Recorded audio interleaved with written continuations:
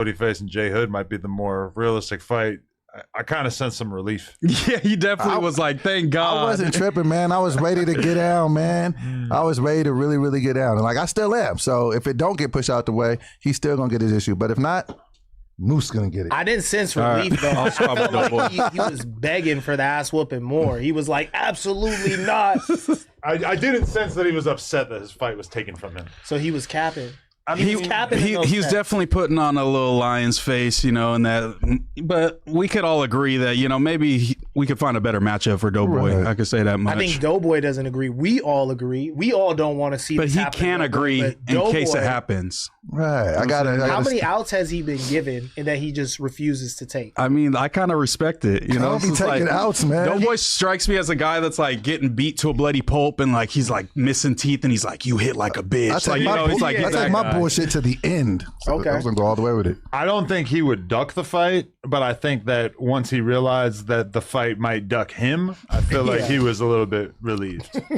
Yeah, you're like Israel. You're just a little opportunistic. The contracts have been signed, so if they move my opponent, I just got to fight somebody else. So we'll figure it out. Wow, I'm good with it. Yeah. What do you feel about, because you came in here, you had a lot of camaraderie with Spoety, you've developed, right. You know what I'm saying? You felt like he was a great guy. That's why you even wanted to spar with him podcast-wise and in the ring. What do you feel about Adam running him off? For the record, Jhood ran him off. But that was an agent of Wack, which is agent of you. I mean, that's the narrative that people are running with, but for the record, I asked SpoetyFace if he was cool with Jhood coming on the pod, and he said yes. And I didn't know that them having a disagreement about Wack was going to result in them basically challenging each other to a fight, which didn't happen because SpoetyFace went and got something out of his car as opposed to actually engaging in a fight. What? And that's a Wack narrative that you've been running with too, because we don't have any proof of that other than Wack saying that. Well, I've been told that by various people, including Jhood and Wack, including people who won't say it on camera.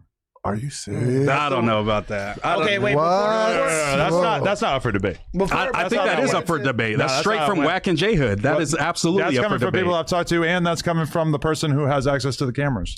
But they said that when they tucked off, they went around the corner. I got cameras up and down this whole block. Yeah, I'm not buying that. That's a Wack and Jhood narrative. We're not believing that as fact right off the bat. We did see. Okay. How come in that moment you didn't say like, hey, yo, nah. Like, I'm not cool with that. Who am I to tell two big menacing Crips that they're not allowed to go shoot the friendly? Now, if you're the CEO. You could have made that call. They want to leave the building. I told them don't do it in my parking lot. They said, okay, we're going to go down the street. Crips enforcing officers. If I knew that one of them was going to take it to the level of going and get the whoop-de-whoop, then I would have been more concerned. But if they wanted to just go have a little like friendly in the parking lot, I mean, that's not really my problem, right? I didn't think it was that big a deal. But it didn't seem like Spoety's energy was matching that. It was definitely a Jhood energy. It was a Wack, defending Wack energy. It came from Jhood from the beginning of the podcast. You could tell. But if you watch it, it's like SpoetyFace was saying things to Jhood that were like essentially like designed to get it to the. But like when you say, "Hey, that's a PC move," especially to someone who has had controversy on the internet because they were on a yard that is not like a PC yard, but a 50-50 yard. I mean, you don't really like say that to somebody like Jhood without expecting that it's going to go there. Right? No, I understand that, but people are kind of misplacing that because that's after Jhood said we could squabble. They both escalated. That's after Jhood, and then Spoety's like, oh, you doing this kind of, he felt like he was clout chasing. That's why he said the PC comment, I feel like, and then that escalated even further. But Jhood had already said we could squabble, after the pod, we could squabble. Yeah, I mean, hey, it was just as surprising to me as everybody. Everybody thinks I have like divine knowledge of how these things are going to play out. And in reality, I thought that Jhood was just going to be a good addition to the pod. And I thought, notably, when I had Munchie and Jhood on the podcast together, I talked about how I thought that it was important that I get them on the same page. I didn't know that there was going to be any potential for conflict between SpoetyFace and Jhood. And I didn't know that the Wack thing was going to be the thing that like was so serious that they would feel the need to go handle each other out in the parking lot. But you don't feel any responsibility for you being the person that headed the Wack conversation and kind of brought up the things. So Spoety wasn't saying any gay stuff. You're like, Spoety's always saying Wack's gay, and then that sparked the conversation that led to the fight. mean, like, I don't understand how me bringing up a person that one of them likes and one of them doesn't like is like Like, why would I think that would lead to them fighting? Yeah, I don't think it would, but if I'd said that and I didn't think that would lead to them fighting and it did, I feel like I would have a responsibility to defuse a situation. No. I don't think that the responsibility comes in there. That's why I asked Adam why he didn't stop it the way that you stopped the altercation happening between Moose and Yeah, Wack. you're supposed to jump in front of Spoety You like basically that. said that you just, because you don't want violence at the building. So even though these are two established Crips, reputables from their hood, you feel like you shouldn't insert yourself in their problems.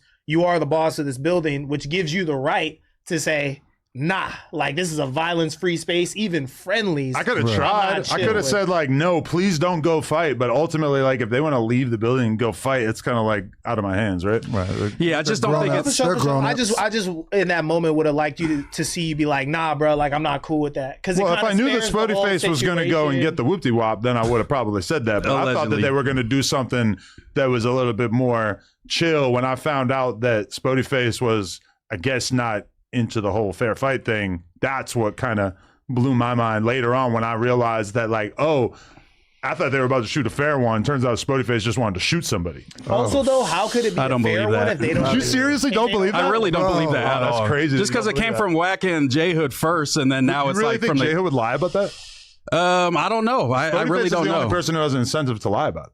But it just doesn't really make sense. Like, why would he go outside, even agree to go outside if he was just going to go to the car and get a weapon? So no punches were thrown. Is that confirmed that nobody got hit?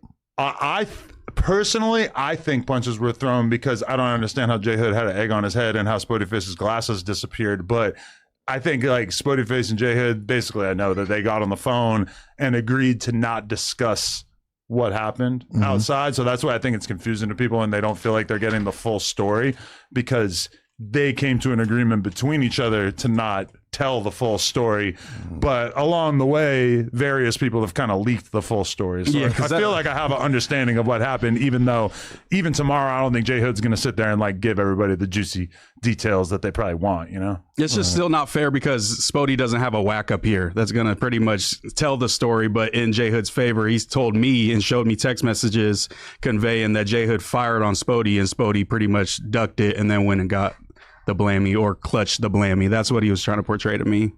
I just don't want it to be like a thing where Spoety has a whack guy on the pod that's able to challenge to a fight when Spoety will never have a guy on the Adam and Wack show that's going to be checking Wack disrespect and being like, I'm standing on the Spoety hill. We could go outside, you To know? be fair, like J Hood, his attitude on it is like that he's really, really new to the internet because he was gone for so long. For sure. You know, SpoetyFace says like I was in prison, but J Hood was in prison like much more recently. And J Hood, like to put into perspective of how green to the internet he is, he was like, damn, I had no idea that so many people hated Unk.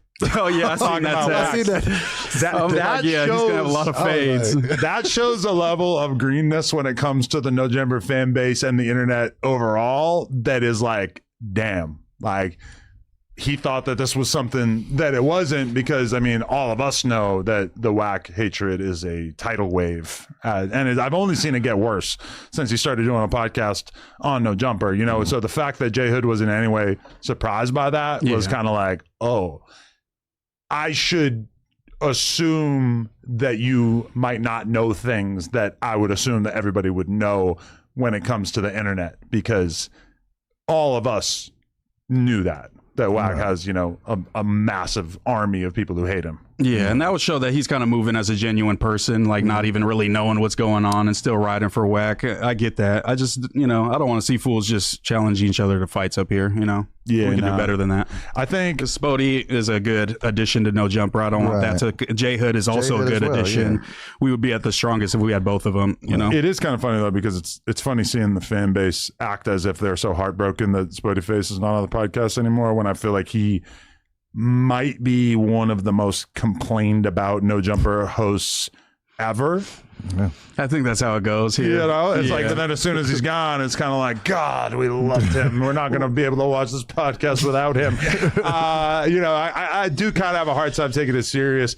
I do think like the Munchie thing is kind of the more mind-blowing exit just because That one is less understandable for me. it's hard to fathom that right there because I understand his thought process though. I think he's gotten tired of the plays and he's not really sure where they're coming from. He's not being informed of the plays that he feels are being ran. But he wasn't really around for I think plays, right? Not too many, but I think just like, Spoety crashing the pod, which obviously there's no issue with that. But he's just like he's a blind guy who's being, bombarded with people crashing pods. And I feel like that's making him feel some type of way. Do you think it was more of him being pissed off at plays and stuff, or the fact that he thinks that Flacco called the boys on him?